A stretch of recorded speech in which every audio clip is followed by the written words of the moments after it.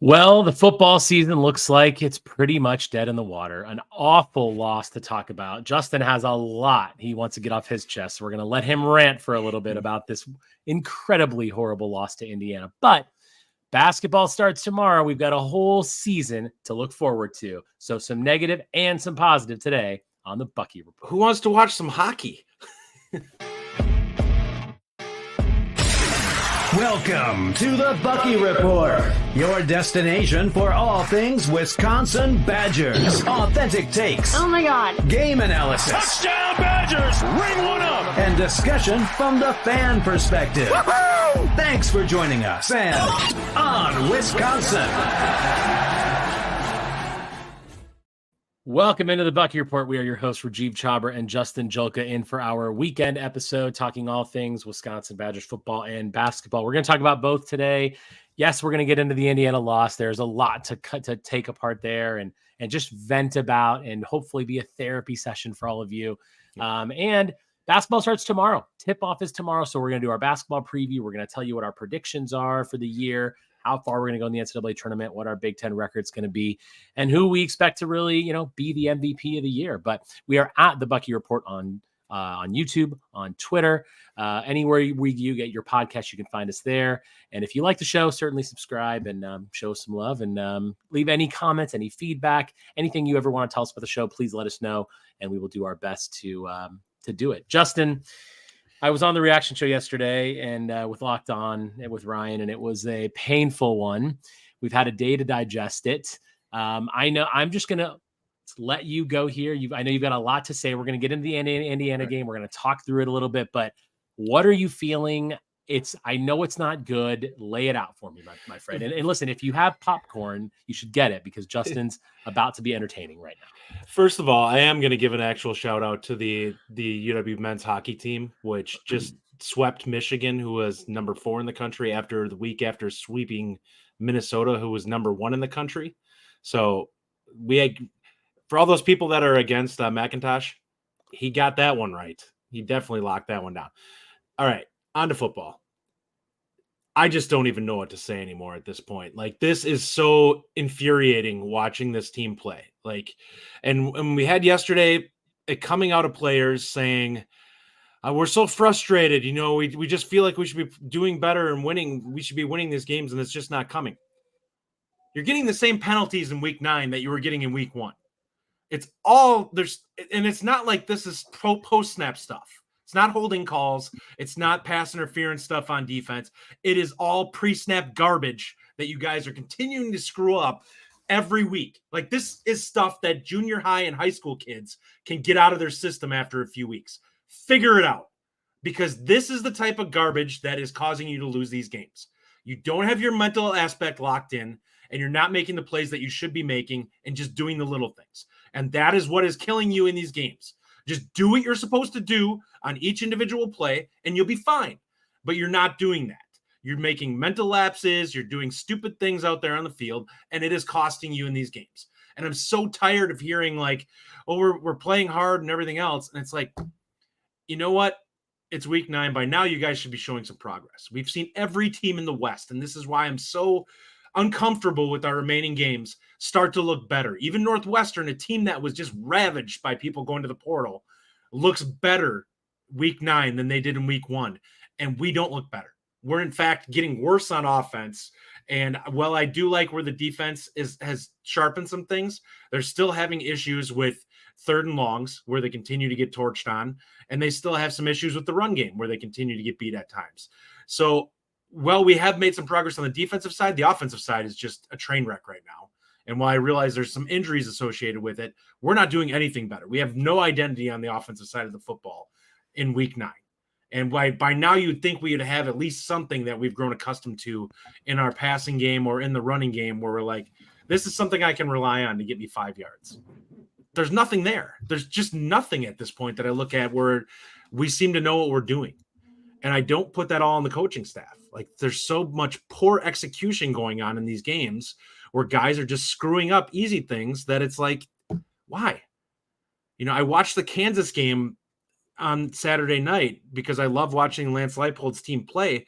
and it's a team that has less talent than Wisconsin has right now. They are 7-2, and they can drop a 30 bomb on anyone they want just because they are disciplined and do what they're supposed to in games. And these are things that we're not doing every single week. And it's costing us against terrible teams. And Indiana is a bad team. They might be they likely are the worst team in the Big Ten, which I guess that says all you need to know about Wisconsin at this point. Look, I mean, I think the thing that we really have to talk about here is how bad Indiana really is. Like we make teams look so good, but they're not. Like Indiana's not. We're a good playing team. down to everyone's level, and that's what we've always done. But at the week before, we played up to Ohio State's level. We played a very admirable game against the number one team in the country. Arguable if they really are or not. I don't think any of us really think they're the best team. But that being said, someone thinks they're really good. But what are we doing? What I mean, we go on the road to Indiana, and I think the most frustrating thing for me is seeing like just physically dominated to begin with. Again, teams are just imposing their will on us, which I don't understand why. Mm-hmm. We make quarterbacks look great. We make other receivers look great. We have a big touchdown to Bryson Green, which is great, which helped us out, put us in position. And then we're in a great spot. We're in a great spot. We're down 10-7. We've got 3rd and long for Indiana. And we once again just miss a tackle. In fact, we missed 2. Yeah. And out of that play comes another touchdown for IU. So now all of a sudden we're down 17-7, and we're chasing the game the entire time. Even in the second half, when we get to 17-14, I'm thinking, okay, like we just march down the field like we typically do at the beginning of the third quarter. Great, this will be fine. And then every single time we get the ball back, you're thinking, well, this is it. Like no problem. We're fine now. We got the ball at the 25-yard line. What happens? Oh, procedural penalty. Shocker. And then what happens? Oh, Locke takes a sack. Oh, okay, we're out of field goal range. Like everything just continues to go wrong. Oh, and also Vakos is hurt and he's got a bad back. So that hurts us. Like we just couldn't get out of our own way. And then we just keep getting pushed back, further and back, further back. So do we actually think we're going to be able to take the ball from inside the 5-yard line and score? No, we're not going to be able to do that. So frustrating. I mean, this is a team we absolutely can beat. The West was still out there for the taking. I mean, technically it still is, but that's a dumpster fire. The West is a dumpster fire, by the way. This team doesn't deserve it at this point. Like they are not playing good football. I don't want them to get into a title game because you don't deserve to play in it. Yeah. That is something you earn over the course of the season, and they've done nothing to prove that they deserve that.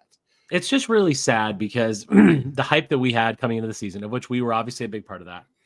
I mean, I certainly believed this team was going to be great. We're going to be so much fun to watch. And was that really, warranted? I don't know. We had the same players. I mean, yeah, we got new players. We had a lot of new players with freshmen and also with transfer portal people. But were we really going to be that much better? Well, clearly not. Clearly, this team just doesn't have it. There's a talent disparity that exists, and it's all over the field. And the number one thing continues to be our offensive line just not being Wisconsin enough. Mm-hmm. That's the way I see it, because. And that's the whole team. The whole team isn't Wisconsin enough, because what being Wisconsin to me is being consistently good, which we have been for the last 10, 15, 20 years. Yes, we're still on our bowl streak, and we're going to get that again, and that's fine. But something is different now. We are. Something is different now, because we're making mistakes that other teams in the Big Ten have made for years. Teams that consistently find themselves in the bottom of the Big Ten, teams that never fight for division titles, that have never played in the Big Ten championship game. That's what we're doing is what those teams do. What we're doing is what we've seen Iowa, Minnesota, Purdue, Illinois, other teams in the West do for years that we haven't done. But now that's us. So it's the times of just hoping that we fix these procedural penalties and we do these things. Those times are over. Making stupid mistakes. No, we're gonna make those every game. It's, can we find a way to win another game or two, and can we find a way to win the Axe? Because it's just it's brutal. Let's get into a couple comments here, and then we're gonna move on and talk more about this game. Zach Bart says, I don't know if this is a talent issue as much as a mental issue. It feels like this team has become used to losing. That of we can't coast to win. They fold. They play up or down to teams they play. I mean, look, I think that's pretty much exactly a good point, Zach. I mean, that's what's happening. We're playing down to our opponent. And Justin, you've said this before too, we're just not used to winning. We don't have that winning mentality, and that's permeated itself through our entire team. And it's just so upsetting. I mean, to this loss, it's just, it makes me feel like the Illinois game last year. So let me ask you this, Justin. Where do you put this loss as, like, okay, so looking back to last year, Illinois was certainly that big one, maybe the Michigan State one, whatever your least favorite game was last year. Where do you put this one? Where do you rank this in one of the more, like, soul crushing defeats the Badgers have had? The games last year were worse.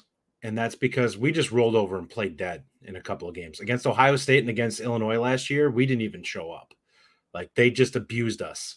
Now, we've played hard in these games, but the way I look at what we're doing right now is it feels like the foundation of this team is just rotted out. Like, we have all these players that we tried to build upon. And I will say, I know everyone wants to bag on the people that we brought in. They haven't really been the problem. Like, we haven't, like, the wide receivers that have been by Bryson Green's been okay. Same with Pauling. And I think there's a lot of room for growth yet with CJ Williams, but it's not like these guys are the ones that are having a ton of drops. They're new to the system. They're new to our team and the culture build. The players that we expected to be our foundation that have been here for multiple years are just not getting it done. Like, they do not have that gritty, dependable, we're going to get this, we're going to do this attitude that we've seen with some of the less talented Wisconsin teams in the past, where we just beat teams because we play harder.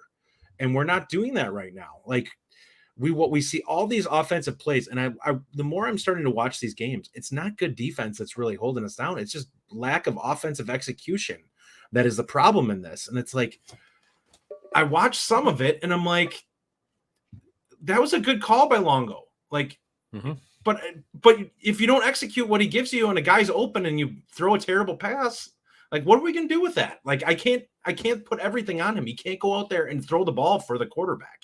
Just like when it was earlier with Mordecai, he can call the most perfect play in the world, but if Mordecai refuses to throw the football, it doesn't do us any good. So, like, there's all these things that we're seeing with this where it's like, why are none of you guys seem like you're on the same page?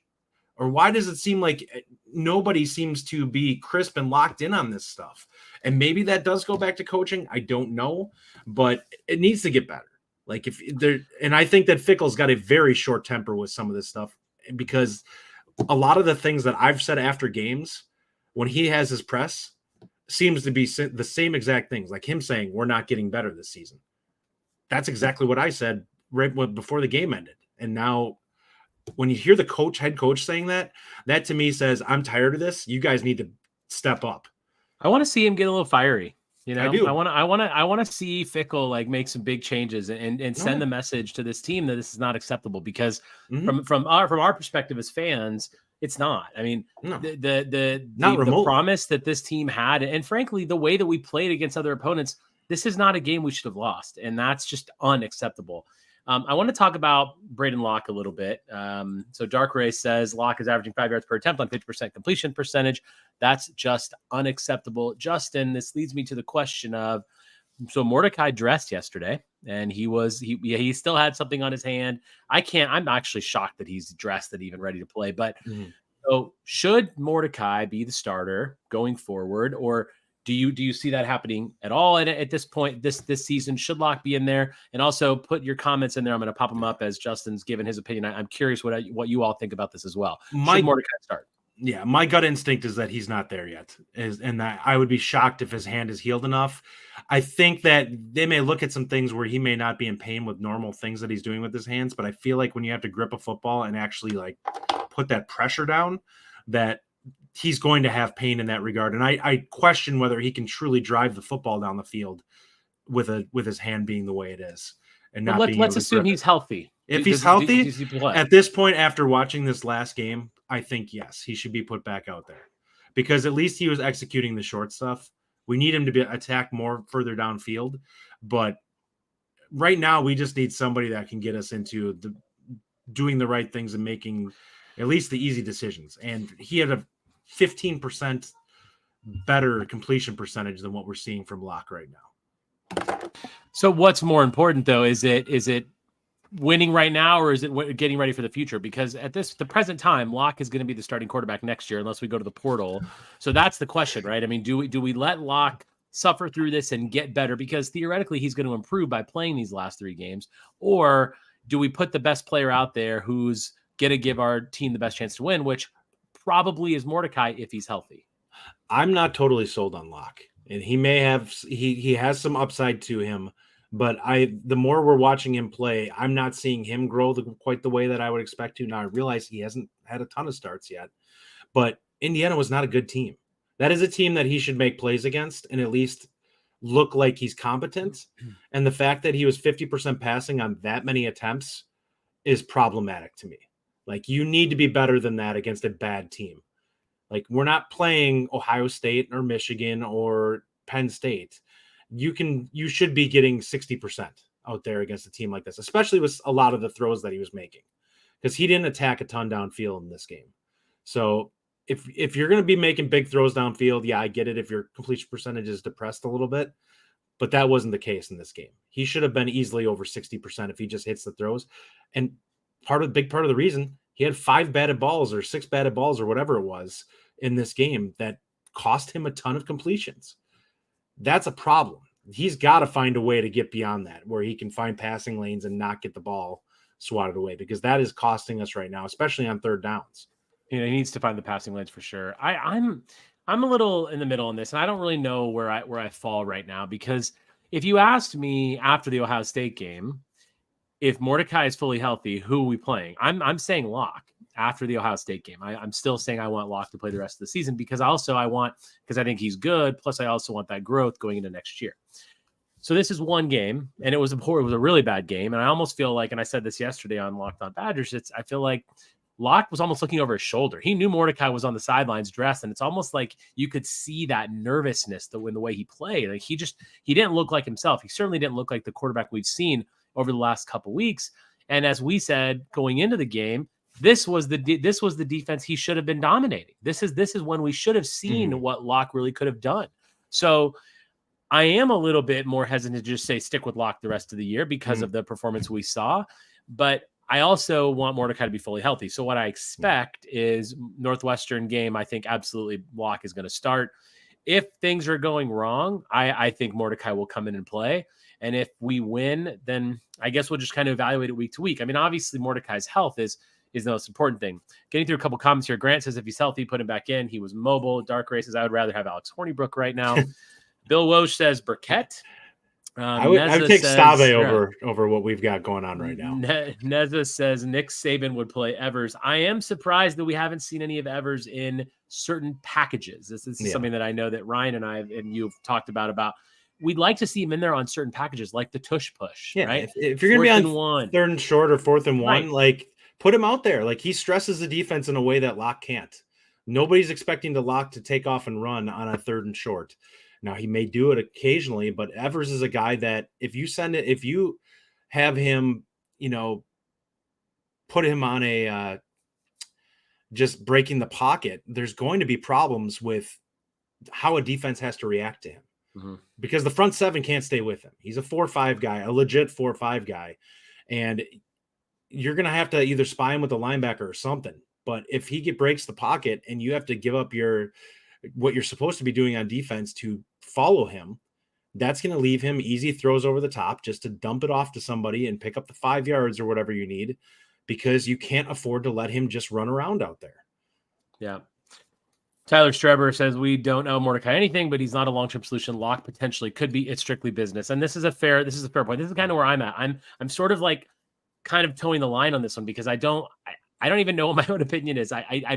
Tyler, I agree with you that Locke is the future and Mordecai's not, but I mean, we do still want to go to a bowl game, and the seniors on this team, they have every right to have the best quarterback out there playing. So I think we just see how it goes with his health. First of all, he's got to be healthy enough to play, but Locke had a really bad game. There's no doubt about that. Now, I shouldn't say that. I would hope that Locke, we would not see another game like that out of Braedyn Locke against Northwestern next week. I expect to see the Locke that we've seen glimpses of in the other games that he's played, like the way the second half against Illinois. So I expect him to get better, but I think that it is a discussion point. This is an interesting question from Tyler. Are either of you worried that we're so bad that Fickell Longo bounce fairly soon and leave UW? Don't want the headache of what it takes to overhaul our program. I don't think so, Tyler. I think that Fickell, especially Fickell, I won't say Longo. Fickell's here to build a program, and I think he's here to stay a long time. And well, let's hope Ohio State doesn't come calling. But I think Fickell wants to build something here, and he will. These are not his players. Some of them are, but I think that's, there's a lot going on, and I do put blame on Fickell for this game, by the way, which brings to my next point, Justin. Who's most to blame for this? Where are you putting your blame with the Indiana loss? For the Indiana loss, I have to put it on the players. Like, I think this is a game that if you come in locked in and ready to play, I think this is a team you beat, and you should beat handily. And we looked like the less talented team in this game. And a lot of that had to do with, it just doesn't feel like these guys are playing with confidence. It doesn't feel like they're playing hard at times. Like, they're really sloppy in some of the things that they do. And a lot of that's your own fault. Like, as a player, if you're not playing up to the standards that the coaching staff is asking for, you have to step up. You have to play better, or you'll be replaced. And I feel like that's what we're getting to at this point with this team. Like, the comment about Fickell wanting to leave, he's a competitive dude. He's not going to want to leave with the egg on his face with this. He will right the ship on this before he ever thinks about leaving. And the bigger picture, looking at this, the way I look at it is, there's going to be a lot of people that I see going out the door after this season, because I said this when we started the season, and I continue to feel this way, in that they talked a lot of kids into staying to try things out and see what it's like. And there's going to be a lot of guys that are like, this isn't for me. I don't like how they do things, and that's fine. Kids will go find a situation that's better for them. And Luke Fickell will be able to get guys in that fit what he's looking for his system and for this team. And that will give him an opportunity to build with guys that are 100% bought in, because it feels to me like there's definitely guys on this roster that are not bought into what's going on. And I think that there's expectations. I feel like there's a lot of guys who played a lot of snaps that feel like they're owed something. And based off the play that we've seen on the field this season, I don't think that anybody is owed a damn thing on this entire team. Yeah, I mean, so for me, the blame goes more specifically. I do put it on Fickell and Braedyn Locke, I think, are the two people that I look at in this and for this game. A lot of the procedural stuff, I know, and we've talked about how Fickell obviously doesn't want this kind of stuff to happen. He's probably trying to drill this in practice, but something is not working with this, because we shouldn't be having a lot of these procedural things continue to plague us week in and week out. And I think that there is that is coaching and getting the players to not do those things and to fix these errors like other teams in our conference have already. That's a coaching thing. But Braedyn Locke, to me, was the player that I have to put the most blame on for the loss, just because he played like he hasn't played before. He looked really, really not good. And there was that 3rd and short play to Pauling that was just a complete, way over his head. There were just so many plays where you're just like, wait, why are you doing that? Like, you're so much more accurate than that typically, but his completion percentage certainly doesn't show that he's accurate. And there are issues there. Yeah, I'd agree. An interesting comment here from Drakari. Do you guys think this season will affect our recruiting going forward? I'm really worried after our recent lackluster offensive performances. Short answer, I think that this is why you have to win out the games that you can remaining, and you have to minimize the blood in the water. If for some reason Wisconsin were to bottom out and lose out the rest of the season, it 100% could affect them. It's probably not going to affect the bulk of the class, but you could have 2 or 3 players that potentially are like, I have better offers than this right now. Wisconsin does not look like a team that's going to be a winning team in the next couple of years. And I have opportunity to play for some teams that are winning 10 games this year. And that's something Wisconsin's got to fight. They have to prove that they deserve to have these guys and that there's going to be opportunity to be on a really good team. And right now we're not proving that. And I think there's some young players that are looking at it as an opportunity, because I think they look at it and be like, they were expecting to wait a year or two before they get on the field. And that's probably not happening anymore. Like, if you can prove that you can get out there and play and be a positive, they're going to put you on the field. Robert LC says Fickell's first year since he was not well, but after that he got it together. Similar to what I said in that the guys that were there for the first year, the ones that didn't buy in, they flushed out after the first year, and then they got the guy. Everyone bought in. Michael Morley says this is on the players. They've looked like this for 3 years. Grant says USC fired their defensive coordinator today in his second season for the points scored over the last 3 games. Would Fickell change coordinators in the offseason? Justin, any thought about this? I think they have to they'll take a good long look at what they're actually going on. I would sincerely doubt it. I think if somebody's going to leave, it will likely be Tressel for a head coaching job, maybe at like Michigan State or something like that. Even though if I was him, I wouldn't take that job. I wouldn't blame anybody that wants something good on their resume to take that position. But I think you have to. That's really the only one. And I honestly, I don't know if all of this is on Longo is Longo's fault. The people that are really calling for his head, like there are problems. 100%. This is not what we expected to have, but there are a lot of personnel issues with this that need to be fixed going into next year, and you have to give him more time than just one season and say, well, this is a failure, because it's not like this offensive scheme hasn't worked at literally 4 different teams that he was at prior to this. Like either you're saying Wisconsin is just only capable of winning with one type of offense, or I don't know what to tell you, but that previous offense has a very concrete ceiling to it. Yeah, agreed.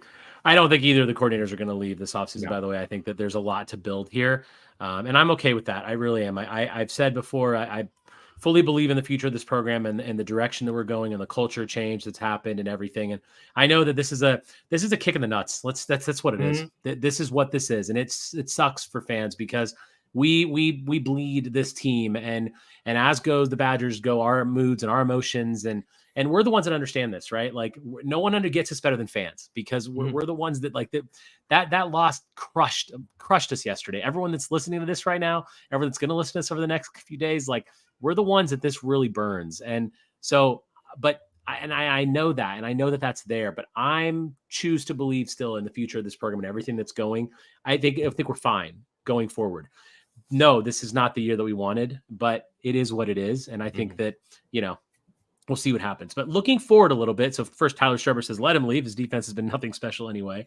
Bill Walsh says, he hasn't been bad though. Yes, it hasn't. Bill Walsh says, give Cade Yakimelli 15 carries next week.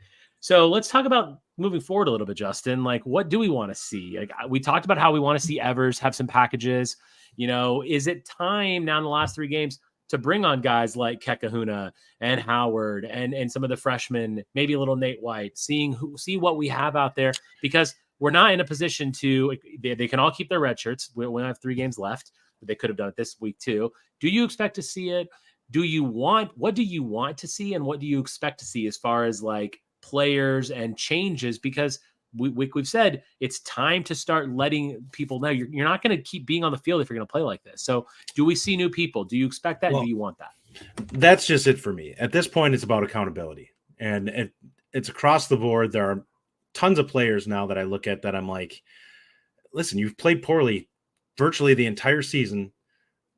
You need to start telling these guys, if you're not going to be productive while you're on the field, we're going to find somebody that is. And maybe you take some risks with some guys. In the wide receiver room, I will take anybody that can catch the football. And Tretch probably has the best hands on the team. I could be wrong on that. Maybe we don't see what's going on a daily basis, but right. I know he had borderline 2,000 yards receiving last year. So in high school, I realize it was that, but he played a very tough schedule for a high school kid and just absolutely crushed it. So at this point, I want to see if they can get him out there and find a package for him. I trust he'll catch the football. I trust he'll make plays. It's the same thing with KBJ next year. I want to see him out there and doing some things if they feel like he's a guy that can go out there and make plays. He's got hands. I feel like if he has to go up and have a ball that he's got to compete for, he'll go up and do it. The guys that we're watching this year, the bulk of them are not. And that's a major problem in what we're seeing in this season. This is kind of across the board. We've got virtually every position. And we talk about defensive line. if Jamel Howard has been flashing in practice, heck yeah, I want to see him out there because we're not seeing anything special from this defensive line. So if he can be disruptive, I'd love to see him get out there and have some reps and something to build on so he can look at some film and say, these are things I need to work on from a technique standpoint or, from a mental capacity standpoint, because it's not like we've been incredible on run defense this season. So Robert LC says, I think Cade can do some things with first team reps next week. Tyler says, you risk the bull streak, then Rajiv might not win out if we do that. It's fair point. I think that, you do risk the bull streak if you're bringing young guys, but I don't think we need to do it all wholesale. I think it's just letting people pop in there and play, like letting Tretch play get a some series reps. or whatever. Yeah, Evers getting some reps, Howard getting some reps. So that's what I'd like to see. I do expect us to go to a bowl game. I really don't think we're going to lose 3. Yikes. I can't even say that because you don't know. Who knows? Zach Bart says, I'd say, why not? If they make an impact, let's see what they have. It won't burn their red shirt, and they may provide a much needed spark. And Tyler Stryver says, how is Rucci not surpassed Nelson at left tackle by now? Justin, I'm going to let you take this one. I know you have thoughts. I'm assuming there's some incriminating photos out there at this point because like people were talking about him as a first rounder coming into the season. And I'm like, coming into this season, I didn't feel that way. I didn't think that he was dominant last year. And I 100% do not feel like he's dominant this year. In fact, he looks like he's forgot how to play being split out, in space a little bit. And for a guy with the level of physical tools that we thought he had coming in, they are not showing. And that's a problem for him. Like I look at it and I'm seeing him make mistakes on a weekly basis. And I'm almost like, can Rucci really be that much worse? Like, is he incapable of like knowing the snap count and knowing when he's supposed to actually go and start blocking? Because Nelson's consistently done that week in and week out. Like he has burned us almost every single week with some type of procedural holding or whatever penalty going on. And it's like, I don't care. Get Rucci out there. Like if he screws up next series, put Rucci in for that series. It's one series. Is it going to be the end of the world if it happens? Is he that terrible? If he's that bad that he can't be out there for one series, then how does he have a college scholarship at this point? And how is he a 5-star? Like, I have a hard time believing that he is just completely inept.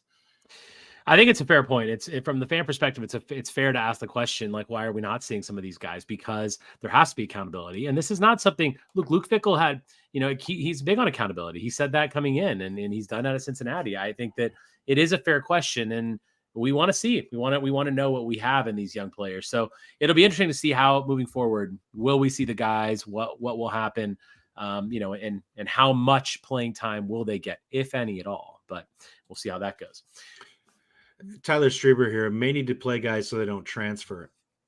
Listen, if we're talking about backups, I would agree with you. If you're talking about guys that are currently in the 2 deep that have been playing, I don't care. Like, you're not playing good football. What exactly am I losing? Like, I think we can go out there and get somebody in the transfer portal that can go out there and be average. Like, that's what we're seeing from a lot of these players. We're not seeing people who are difference makers that are out on the field. We're not seeing people that are playing particularly assignment sure at any position. So if that's the case, I don't care if you're not bought in, then go. Like, if that's your attitude where if I'm going to be pulled for not playing well, then either play better or go someplace else, because I bleed this team. I know you do.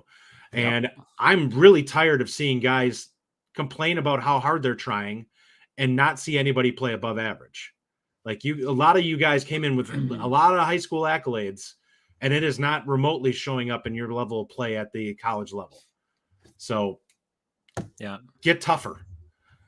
Can we win the Axe, Justin? Because to me, that's the only game that really matters at this point. First of all, it makes us bowl eligible if we win one more game. So if that's the only one we win, that's fine. I want to beat Minnesota. I cannot. By the way, Minnesota lost this weekend. That's hilarious. But what? Is there second or third string quarterback that came in and won the game on one drive? Do you think we can win the Axe? We can win the Axe. Do I think we will? I have no clue. Like this team, but they both these teams stink. It feels like it's going to be a battle to see who can screw up the least, because that's the way we've been playing right now. Bill Walsh says Kaliak Manis much better than Locke. Well, he's probably not better than Mordecai, and maybe Mordecai's playing by then, but we'll see how that goes. All right, let's brighten it up a little bit. Let's end the football chat before we go into our basketball preview, which we're very excited about because there's a lot of good things to talk about with basketball.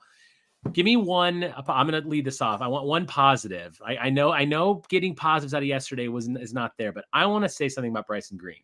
I saw last week in one of my first takes of the week, I said that I think Bryson Green is beginning to emerge and will be a star. And I liked what I saw out of him. I know that play was a little lucky, the touchdown that he had, but now that's like 2 or 3 games in a row where you're seeing Bryson Green continue to perform a little bit and get better and do the things that we wanted him to do. Do I want to see more 50-50 balls thrown downfield to him? Yes, because I think he can make the catches. But I like that he's stepping up because, frankly, and that entire offensive unit, there's not a lot of guys that really are stepping up, but he is. And I feel like I really like what I'm seeing out of Bryson Green. So I do want to put that out there and give a little positivity to a guy that I feel like has done good work. Give me someone or something or a unit or anything that you could say something positive about in this game. I know that's a struggle. I really like Austin Brown. Okay. His level of athleticism on the field, I think that he's raw yet, but I think that he offers physical tools that allow him to potentially, once he gets some reps under him, to be a really good player at safety. I think that both Green and Pauling in these last few weeks have started to step up at the wide receiver position to at least be consistent, make the easy plays, which is something that we've struggled with. We need a quarterback that can get them the ball consistently when they're open. But for the most part, they've been productive, which is something that we've struggled up until this point in finding receivers that we can lean on and say, that guy can go out there and get me 5 or 6 catches for 70 or 80 yards. And both those guys have done it a couple of times now.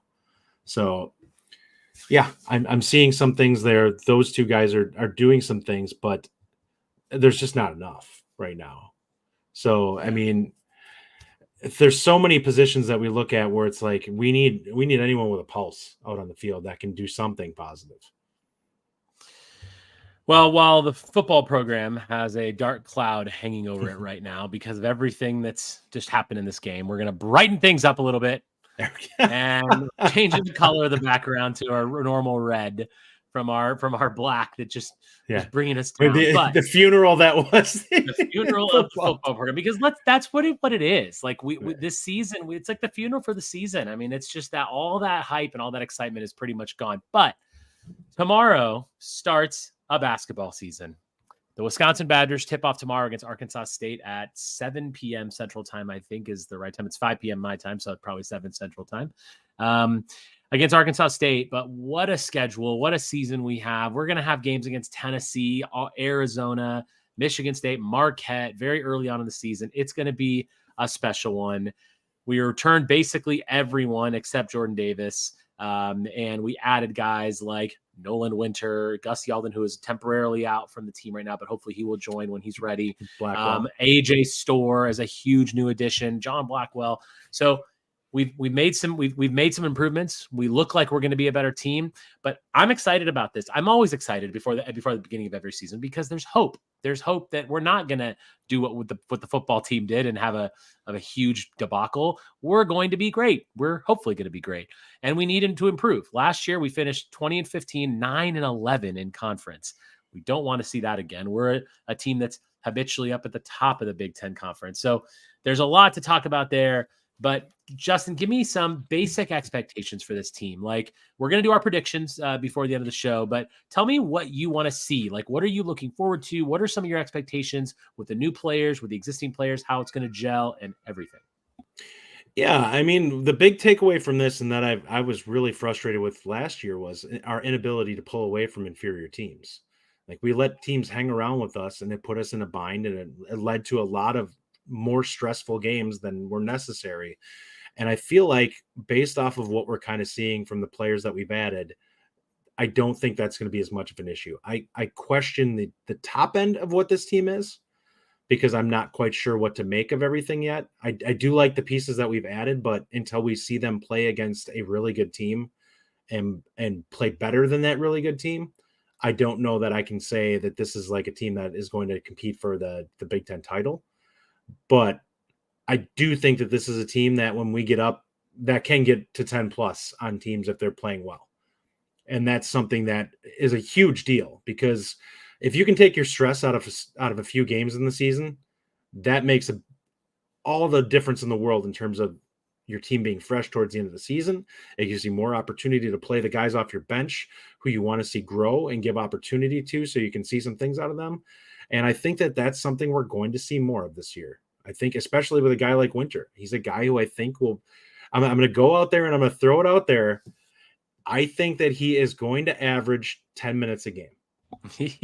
And I think that is a pretty good – I think so too. Amount of time for. I'm going to take the over on that. Actually, I wouldn't doubt it. I think if he is productive, he can be more than that. If you go into the archives of Locked On Badgers episodes from last year, you will hear me talking about how much I love Nolan Winter and how excited I was to have him in Madison. I think he is going to be an absolute star. I do want to answer one question real quick, Tyler. Nope, not that one. Tyler says, do either of you know why Gus took a leave of absence? We don't know. What we know is that it's something family related, whatever the case is. Obviously, Gus, we're wishing you all the best. And when he's ready to return, he's ready to return. We don't know what those are. Obviously, that stuff is personal and it should stay that way. But I think our hope and expectation that he will return to the program when he's ready, and we're excited to have him back. So our thoughts and wishes, our best wishes are with Tyler. Tyler's one who made the comment, with Gus and his family, because whatever's going on, we hope that it's when he's ready to come back is when he's going to come back, and I wish him well. Yeah, and I agree with you. We're not going to speculate on something like that, because if he wanted us to know why he was leaving, he would have put it out there. Right. So. What are you most looking forward to? I'm going to take this one first. What I'm looking forward to is a larger rotation, okay? Because I don't need to see a ton of minutes for, Carter Gilmore and deep players into the bench, but I want a larger rotation. I'm excited about seeing guys like, I don't know if maybe Klesmit comes off the bench. Maybe it's Connor. I think Klesmit will probably come off the bench, but Winter and Blackwell and again, Gilmore, because Gilmore it's still vital when he comes out there, but it's just those minutes need to go a little shorter. But the rotation is what I'm looking forward to, and offensive prowess a little bit more. I'm telling you, if I see 9-minute scoring droughts, I'm going to lose my mind. I'm over that. We don't need to see that anymore. We've got enough offensive firepower on this team. Let's get a little bit better with these late game situations, with these long streaks. Let's figure this out. We have a guy in AJ Storr that can hopefully, create his own basket, that can drive to the lane. We theoretically now will have Connor Sejan not being blanketed all the time because we have a bit more offensive firepower. So he will be able to go a little longer and hopefully, be a little more effective later in the year. So I'm looking forward to a better rotation. And that, to me, that's the one thing that I'm super excited to see. And we're going to give our predictions for what that rotation looks like soon. But what are you most looking forward to this season, Justin? I'm looking forward to AJ Storr and the gravity that he provides on the offensive end of the floor, because he is going to change things for every other player on the offensive side of the floor. His ability to attack the rim is going to be a problem for teams. And it's much like when it was with Johnny Davis. When Johnny Davis would attack, everyone would collapse on him. You now have a player in Connor Sejan, who we did not have at that time, who is going to get wide open looks on the perimeter. And that's going to be a problem. And you have Chucky, who is an above average 3-point shooter, who is going to be sitting on the perimeter. You don't have the dead spot like you did before. Klesmit, another guy who is a plus 3-point shooter. Nolan Winter is capable of being a plus outside shooter. Like, these are guys that you have around him.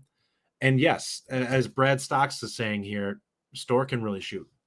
He can hit corner threes, and that's going to cause problems, because you can put him in the corner and have him attack off that spot, but he can also hit that shot.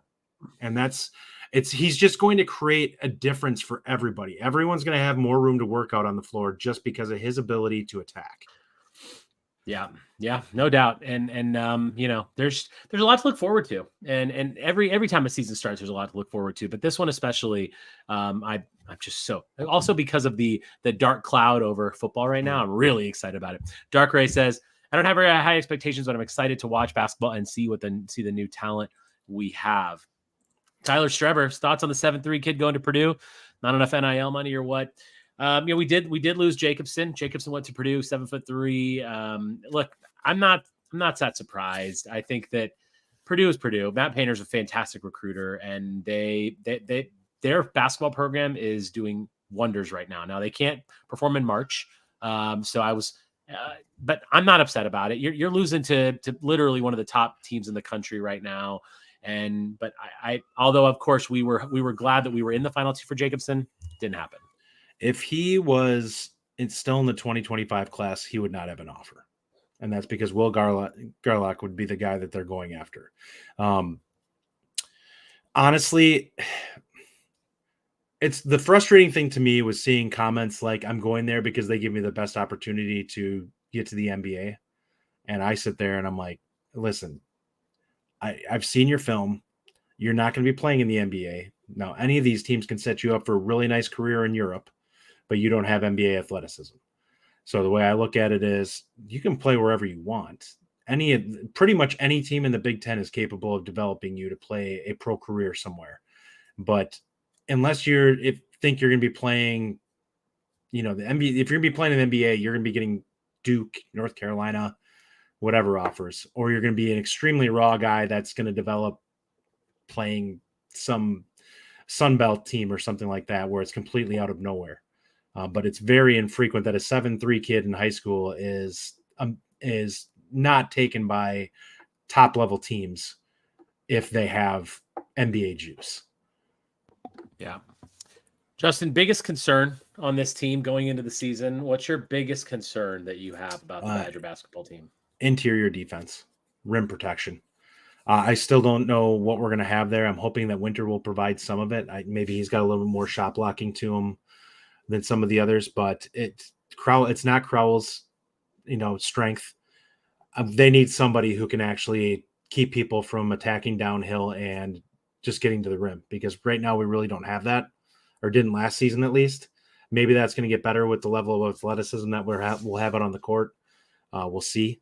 But that is a scary thing to me if we start playing some teams that actually have some interior guys who can do some work. Yeah, I completely agree with you. I wrote the same thing down. Rim defense is what I said. I think that it is going to be a thing because, look, the Big Ten has got a lot of good players, got a lot of good athletes. We're still going to have to contend with Zach Edey again. It is what it is. Purdue is certainly the class of the conference, but but you know what? It kind of took me a minute to think about this, because looking at this roster and looking at the team, I don't have a lot of major concerns, because what the things that we said we wanted to see, we got. Now, I know that there are a lot of people out there that are in the fire guard camp, and I get that. I'm not in that camp. I know Justin's not really in that camp, but like I'm with it. I think guard's the guy for the program, and I like where we're headed and recruiting. And it was a little bit of a letdown. We were all excited maybe we could get Con, but let's face it, Duke is Duke, so it is what it is. But we got Freitag coming in, so there's a lot of things to be excited about with this team. Yeah. Let's talk about rotation. So last year it was a little bit weak. Let's go starting five first. So your starting five, Justin, is what? I don't know what to make out of the last game that they had against Point. That starting five was Crowell, Wall, Storr, Klesmit, and Chucky. And there's a very good chance that is actually the starting five. It wouldn't shock me if you swapped out Connor for Klesmit. I think that you can do that either way. I think the difference I see there is I think Connor offers more offensive upside, and I think Klesmit is the more well-rounded player at this point. So it's splitting hairs to me. I don't know if Connor is fine with it. I personally like Connor being out there with Storr better, because I think he actually simplifies the game for Connor a great deal, having him out there on the floor with him at times. And realistically, what would make Connor's season a lot better this year would be him being able to just have some comfortable 3-point shots where he's open, instead of having to come off screens and be fading away or whatever. I would like to see him get used to being able to take consistent shots where he's open, which is something that he really didn't have last year. Yeah, I agree. I think it's I'm okay with either one. I like Connor coming, being in the starting lineup. I said that last year. I wanted him to start and make the change, which Greg Gard did, because it gives you, he was our best offensive threat last year, and it gives you your best offensive threat on the floor at the beginning of the game. And I want that. I want to have good fast starts. And with Connor coming off the bench, then, you don't really have that instant offense. Now, AJ Storr can provide that, and that's there. And Chucky also dropped some weight. He looks like he's faster.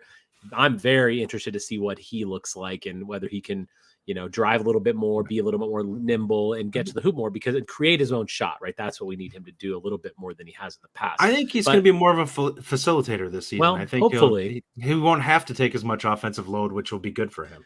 But what I'm getting at is, like, when we have these droughts, like he's going to need to be the guy that can end that drought, and maybe hopefully Storr's that guy too. But as far as starting lineup, I agree. I'm okay with Max coming in over Connor, as long as look, Connor's still going to get a lot of playing time. So I think what's clear from both of our takes there is that the other guy is number 6, right? So if it's Max or Connor, that's your 6. That your 6 man is clear. Beyond that, how deep does the rotation go? And for the sake of this discussion, we're talking meaningful minutes. We're not talking like 2 to 3 minutes. We're talking at least 10 probably. How deep does this rotation go, and who's in your rotation? Well, the interesting thing here with the way they're doing this, with Klesmet being in the starting lineup, because this is where I prefer him being off the bench, because I think he actually is your backup point guard to a degree. And that's why I don't love him being the starter, because I feel like he can basically be out there and just go in for whoever needs to come out at guard. Connor really doesn't provide that. But I would say we're probably going to see Blackwell. I think we know we're going to see Nolan Winter. Obviously, Connor's in there. So that puts you at 8 right there. I think you're probably going to see Carter Gilmore still, because, until Gus is back and Gus proves that he's capable of playing good post defense, I think that's what you're hoping for from Carter this season, is that he can find a way to hit some of the wide open looks that he really struggled with last year and still provide good defense. He plays really hard, and he's actually a pretty solid defender. What he's got to be able to do is, if somebody gives you a wide open 3-point look, you've got to find a way to hit that. Like, if there's nobody within 5 feet of you, that shot's got to go down. So I struggle a little bit with this, because I think McGee is going to see some minutes too. And I know he likely will. I just don't know how you fit him in. But that's the thing, right? Because now you're talking 10. Because we know Gilmore is going to get minutes, because in the front court perspective, we're going to need that, just that depth. Nolan will likely back up Steven Crowell, and then Gilmore will most likely back up Tyler Wall. But so I think we're going to see Gilmore, and obviously we're going to see Winter, Blackwell, and Essegian / Klesmet, whoever doesn't start. But I think McGee's going to be in there too. I know I hear you about the Max Klesmet likely being Chucky's backup, but I think McGee is still going to be his backup a lot as well. Like there's going to be times where we're going to have to play him, because foul trouble happens. If Chucky gets an early foul trouble, Klesmet's going to have to come in. You're still going to need another guy that can handle the ball back there, because Connor really isn't that ball handler. And so I think McGee gets minutes. So I think the rotation is likely 9/10. Now, how long that lasts, we've got really, really big games early on. We play Tennessee in the second game of the season on Friday night. So we'll know pretty soon how much guard trusts his bench and how deep it goes. But it's going to be very interesting to see how it goes. But I do think McGee is going to get some playing time. You all know how I feel about Isaac Lindsay. I like Isaac Lindsay. I don't think we're going to see him, though, because the team's just getting more people. Blackwell is going to eat up a lot of those minutes. But, we'll see how it goes. Tyler Strever says if we could get 6 points a game from Gilmore, I'd be ecstatic. And he says McGee is too small. If we can get 4 points per game out of Carter, I'd be ecstatic. Yeah. But it's the one thing I think we can all agree on is that there's more depth. There's more depth and there's more offense. It's not close. So theoretically, then, when you have more depth and you have more offense, you should theoretically have a better team and a better result. So let's get into that a little bit. Yeah. The schedule, if you haven't looked at the schedule, it is brutal. It's going to be a lot of fun. We've got, we're playing ranked teams like Tennessee and Arizona. We're going to be playing Virginia. We're going to be playing Marquette, of course. We're going to be playing Providence. There's a lot of non-con games that are really, really interesting. And then our conference season starts a little bit early on December 5th with Michigan State. So that's, of course, just a crazy, crazy test. Last year, we finished, like I said, 20-15, and we were 9-11 in conference. So we have 31 games on the schedule so far, because some of the tournaments can go a little bit longer, but 11 non-conference and 20 conference.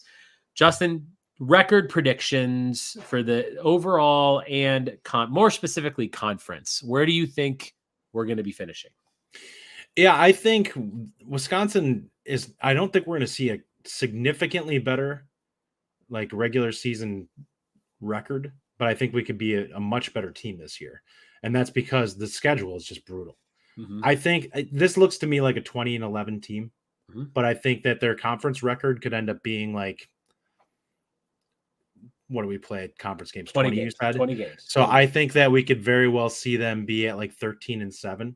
Wow. And be a pretty good Big Ten team, but struggle in the non-con a little bit because there's just so many good teams. Like, I think they'll sneak up and they'll steal one from somebody who's really good, but it's going to be it's such a tough schedule for them in the non-con this year to be able to crank off a ton of wins. Yeah, I agree. I think that we will drop some in the non-con, which is okay. I mean, conference schedule is a bit more important, especially in this, because we need to get into the tournament, and I think we will, which we'll get to that in a minute. But I think their strength of schedule is going to be really impressive this year. For sure. And I think it'd be great if we can get, either the Tennessee or Marquette, Arizona. Those are 3 top 12 teams we're playing in the first, few weeks of the season. If we can get one of those, that'd be a great win going into the conference season. My conference prediction is 12-8, so pretty close to yours.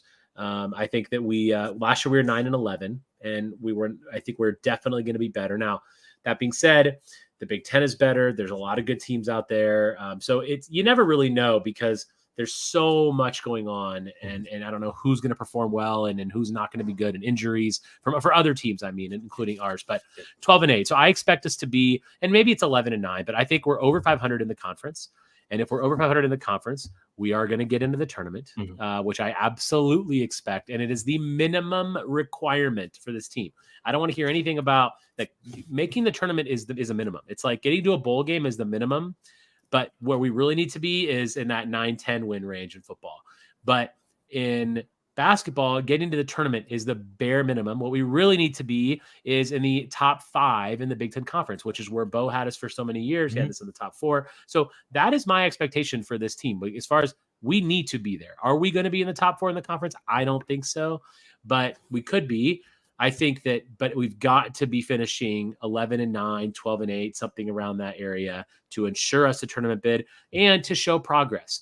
We need to see progress. There was, again, a lot of people out there aren't really big fans of guard and want to change, but I think we're going to see things swing the right direction. We brought in athletes. So 11-9, 12-8. I'm going to officially say 12-8, but that's where I think we're going to be, and we're going to make the tournament. So where do you think we finish in the Big Ten? If you're saying 13-7, like, are we top 5? Are we top 6? I think 4 or 5, somewhere in there. That's good, and that would be a successful season in my opinion. I agree. Agree with that? Yeah, I 100% would agree with that. Yeah, they're going to be good. They could be a dark horse team in the tournament, and I don't mean to win it, but I think they could be a Sweet 16 team if things hit right. I question whether, unless things really come together, how deep they can make of a run. But they can definitely, if Storr is what we think he is, and Chuck and Connor makes a nice step forward, this team could definitely be, a dangerous team come tournament time, especially if winter grows during the course of the season. Crystal ball prediction: how far do we go in the NCAA tournament, Justin? I'm gonna say I think they can make it to the Sweet 16. Yeah, same.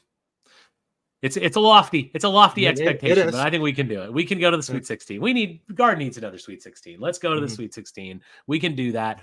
I think AJ Storr brings a lot of that stuff. So, all right, newcomer of the year. We're gonna finish up with our last 2 things here. Newcomer of the year, either transfer or freshman. Who's going to be at the end of the year? Who are you going to say, yeah, this guy made a massive difference on our team? No, it's AJ Storr. He has a chance to turn himself into a draft pick by the end of the season. I don't think he'll get quite that far. He's not. People that think that he's going to put up a Davis type season, I don't think he's going to be that high. But I could see him being conceivably in the 15, maybe even 16 point per game area. He's going to have games where he carries us offensively at times. I don't know if he's going to blow up, like have games like Johnny did where he'd go for almost 40 points. but I think he'll consistently get in the 20s with us at times. And I think that that's a big deal.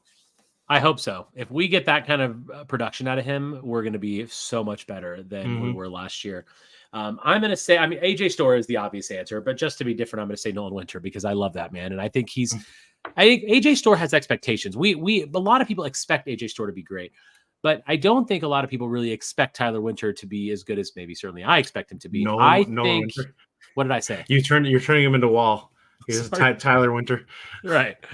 Nolan Winter. Sorry. I think Nolan Winter is going to be amazing. And I think people at the end of this year, people are going to say, wow, yeah, he's really, really good. Yes. AJ Storr is going to be the newcomer of the year. He is going to be that guy. He's going to have a lot of offense, but honorable mention to Nolan Winter because I think he's going to really impress people. We need that. We've talked about the size that we need. Our front court is a little weak as far as depth. Crowell and Wall are good, but we need people behind them. So I think Winter provides that. And going forward after next year, I think we'll see him in the starting lineup. So I think he's fantastic. Yes, Tyler Streber says, Dirk, yes, that is my lovely comparison to Nolan Winter. I know. MVP of the season. Are you going AJ Storr? Are you going Connor? Or are you going? I'm going AJ Storr, but there's going to be a lot of guys on this team that potentially could be the team MVP. I wouldn't be shocked if Wall has a really good comeback season where he, if he doesn't try to do too much and just makes the hustle plays and rebounds well and plays good defense, he could be kind of the catalyst for this team in a lot of ways. If Chucky isn't forced to do more than he's comfortable with, I think that he can do a lot of things in terms of being able to be a really good defender and facilitator with this team. Connor could be they're basically the guy that's just their big shot guy. So there's a lot of players that could potentially flash on this team and people could think are the best player when push comes to shove.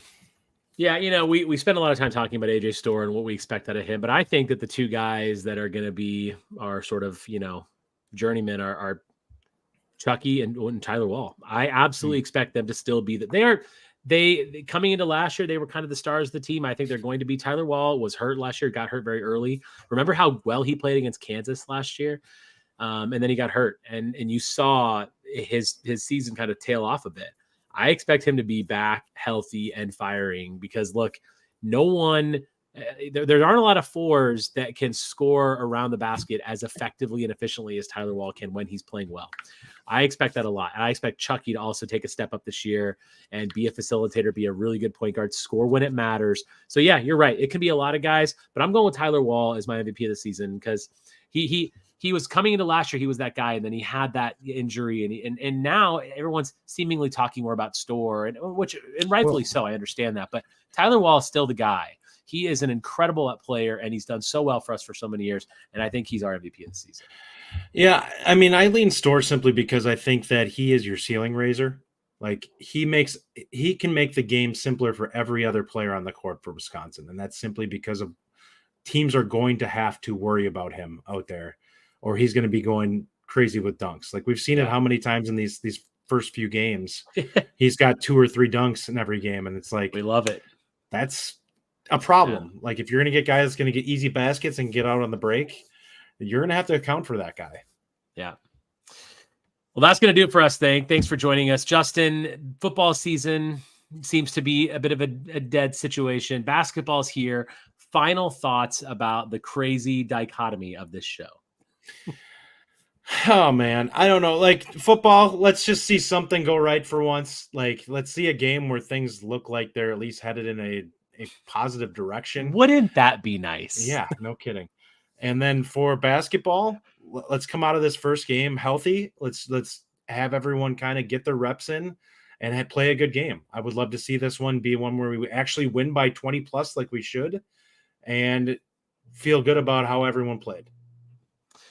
Thanks for joining us, everyone. If you're still with us and you like the show, please like and subscribe. And we'll see you next time on Wisconsin. On Wisconsin. Thank you for listening. If you enjoy the show, subscribe to our YouTube channel at The Bucky Report or The Bucky Report Podcast from wherever you get your content. Until next time, on Wisconsin.